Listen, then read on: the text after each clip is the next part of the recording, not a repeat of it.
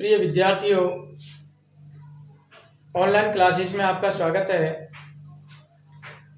ये जो मैं कविता पढ़ाने जा रहा हूँ, ये कविता गजानन आदम मुक्तिबोध कवि द्वारा रचित है। इस कविता का जो शीर्षक है वह है जन जन का चेहरा एक।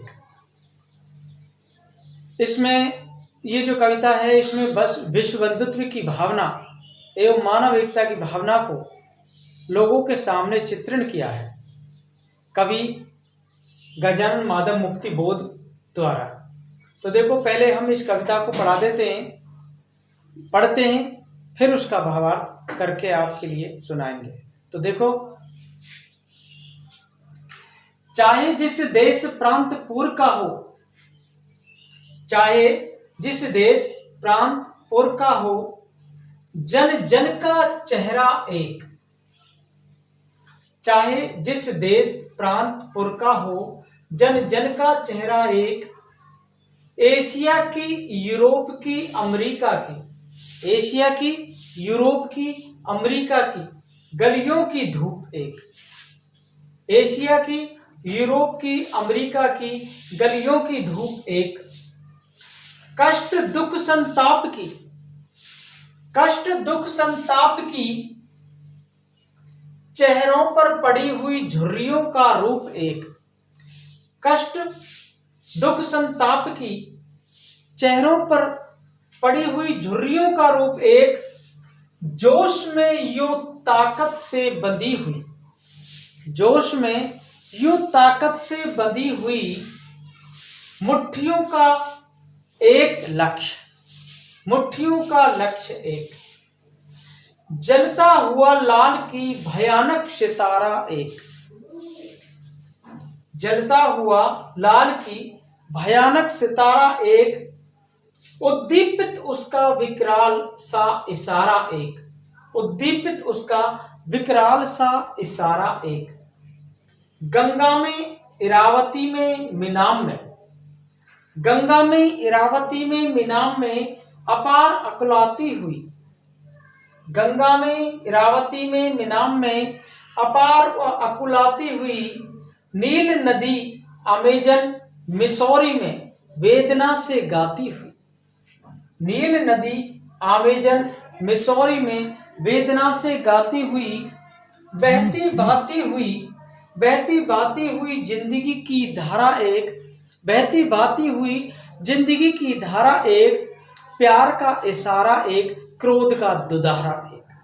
तो देखो, ये कविता है, इसमें हमारे देश की जो नदियां हैं उनकी महिमा का भी वर्णन किया गया है और इसमें हमारे देश की, पूरी दुनिया की भौगोलिक स्थिति के विषय में भी बताया है। तो सुनिए, देखो, प्रस्तुत अवतरण मुक्तिबोध द्वारा रचित है। ये जन जन का चेहरा एक शीर्षक से लिया गया है, उद्धृत किया गया है। कवि ने विश्व बंधुत्व एवं मानव एकता की भावना का इसमें विवरण दिया है। तो देखो, चाहे जिस देश प्रांत पुर का हो, जन जन का चेहरा एक। एशिया की, यूरोप की, अमेरिका की गलियों की धूप एक। कवि कहता है कि चाहे व्यक्ति, मानव जिस किसी भी देश का हो, जिस किसी भी प्रांत का हो, नगर आदि का कहीं का भी निवासी हो। कवि कहता है कि चाहे व्यक्ति किसी भी देश का हो, किसी भी राज्य का हो, नगर आदि कहीं का भी निवासी हो, परंतु प्रत्येक व्यक्ति का चेहरा एक है। उसका जो मानवीय आकार है वह एक है। व्यक्ति का चेहरा एक है, मानवीय आकार भी एक ही है। इसी तरह एशिया, यूरोप तथा अमेरिका की गलियों में फैलने वाली जो धूप है, अमेरिका की गलियों में फैलने वाली जो धूप है, उस धूप में भी विभेद नहीं है। उस धूप में कोई भेदभाव नहीं है, वह भी एक जैसी है। जैसे कि किसी भी देश में दिखाई देती है, वही धूप उस देश में दिखाई देगी। कहीं भी चले जाओ, किसी भी एशिया, यूरोप, अफ्रीका, अमेरिका, कहीं भी जाकर के आप देख सकते हो, ये जो धूप है वो एक जैसी ही, एक समान ही दिखाई देगी।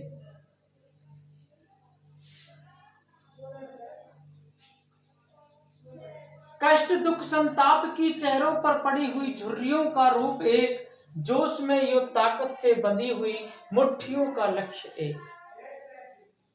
कवि कहते हैं कि मानवों का चेहरा, मानवों का जो चेहरा होता है, उस चेहरों पर कष्ट और दुख का संताप तथा वेदना के कारण जो व्यक्ति के चेहरे पर झुर्रियां पड़ जाती हैं, वो झुर्रियों का रूप भी एक समान ही दिखाई देता है। जब मानव अपने जोश में आ जाता है, जोश में आकर पूरी पूरी ताकत के साथ मुट्ठियां बांधकर लक्ष्य की ओर बढ़ते हैं, तो उनके लक्ष्य में भी एक एकता होती है।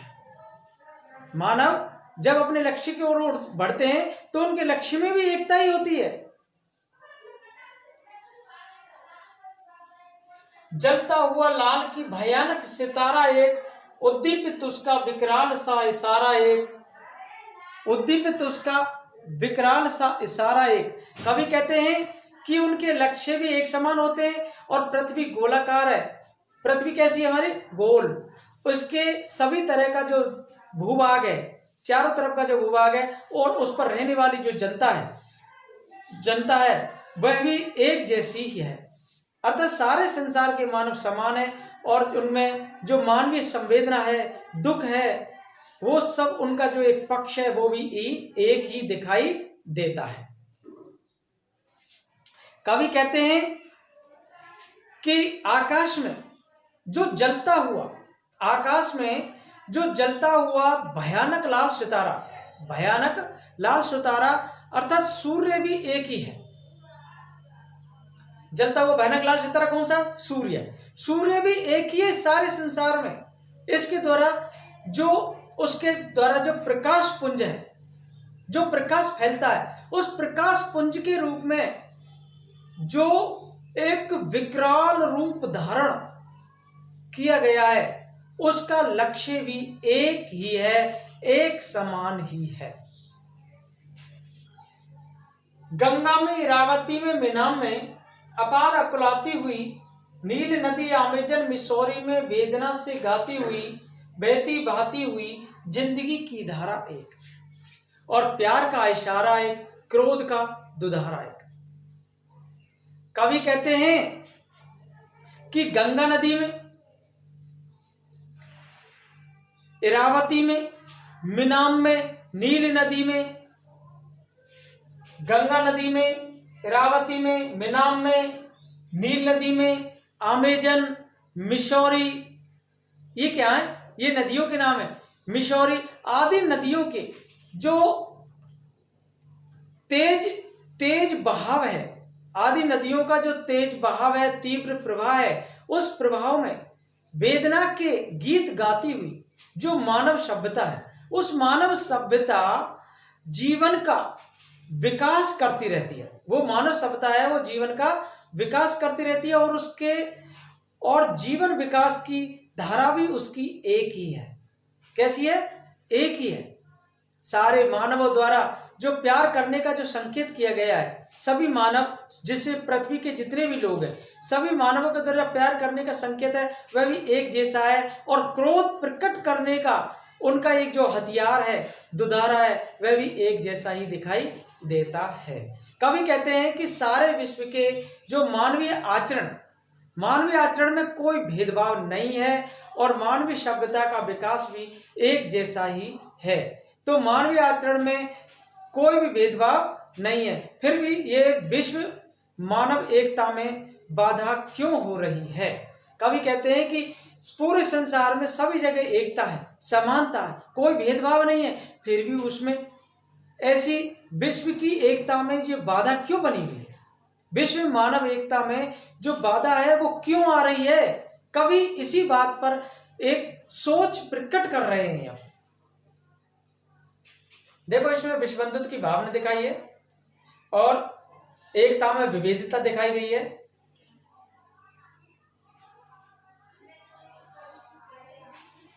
एकता में विविधता दिखाई गई है कि हमारा भारत एक है, फिर भी ये भिन्न भिन्न है। इसमें भेदभाव की भावना दिखाई देती है। देखो विद्यार्थियों, ये नेक्स्ट पद है। इस नेक्स्ट पद को हम पढ़कर के सुनाते हैं। अपनी सेनाओं से किए हुए गिरफ्तार गहरी काली छायाएं पसार कर खड़े हुए शत्रु का काले से पहाड़ पर काला काला दुर्ग एक, जन शोषक शत्रु एक। अपनी सेनाओं से किए हुए गिरफ्तार गहरी काली छायाएं पसार कर खड़े हुए शत्रु का काले से पहाड़ पर काला काला दुर्ग एक, जन शोषक शत्रु एक। आशामयी लाल लाल किरणों से अंधकार, आशामयी लाल लाल किरणों से अंधकार चीरता सा मित्र का स्वर्ग एक, जन जन का मित्र एक, जन जन का मित्र एक। विराट प्रकाश एक, क्रांति की ज्वाला एक, विराट प्रकाश एक, क्रांति की ज्वाला एक। धड़कते वक्षों में है सत्य का उजाला एक, धड़कते वक्षों में है सत्य का उजाला एक। लाख लाख पैरों की मोच में है वेदना का तार एक, लाख लाख पैरों की मोच में है वेदना का तार एक। ये में हिम्मत का सितारा एक, चाहे जिस देश प्रांत का पुरखा हो जन जन का चेहरा एक, चाहे जिस देश प्रांत पुरखा हो जन जन का चेहरा एक। तो देखो, ये जो पद है ये उसी का नेक्स्ट पद है।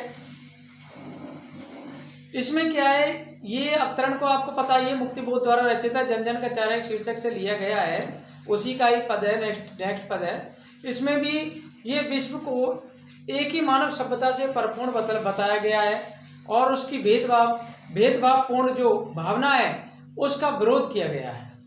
तो देखो, कवि गजानन माधव मुक्तिबोध जी कहते हैं कि सारी पृथ्वी का प्रसार विस्तृत है, जो ये पृथ्वी है वो बहुत दूर दूर तक फैली हुई है,